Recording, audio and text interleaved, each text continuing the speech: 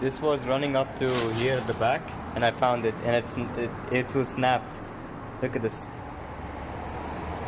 Hard as a rock.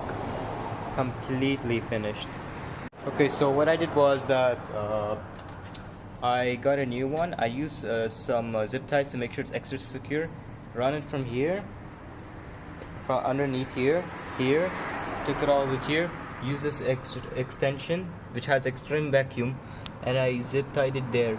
So now, yeah, technically speaking, we should not have any more vacuum leaks for the EZL.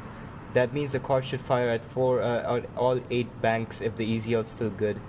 Now, secondly, the throttle body, I'll clean it because it's extremely dirty. It was not exposed to elements, but there was debris and everything going inside the throttle body. I don't think the air filters were good. I don't know how it happened, but it happened. So I need to be very careful when I'm cleaning it. Then what I'm gonna do is install these new vacuum pipes. These are brand new, and I just transferred all the clips to this. That's why it looks a bit rugged. Now for the MAF sensor, I'm not sure if it's good or not. I'm going to show on video here the part number. Right there. It's pretty scuffed up, it's pretty worn down. Also, I got the new clips here for the MAF sensor and the throttle body mating. I'm not going to remove the throttle body because one of my friends warned me not to do it due to a risk of reteaching the throttle body's system. I don't know how to do this for the W124, so I'm not going to even touch that.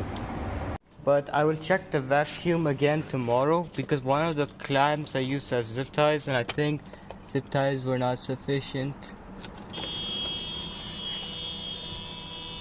I removed the MAF sensor. I'm really doubting that has gone bad.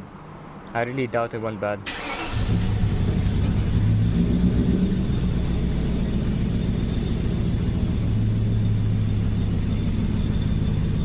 It's better.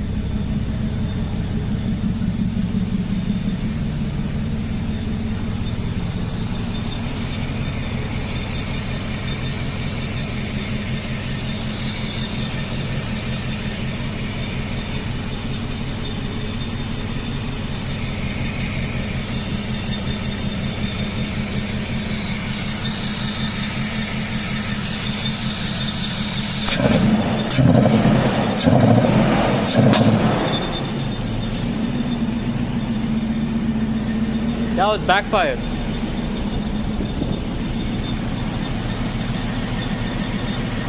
It's backfiring through the manifold, and that's why the MAF sensor died.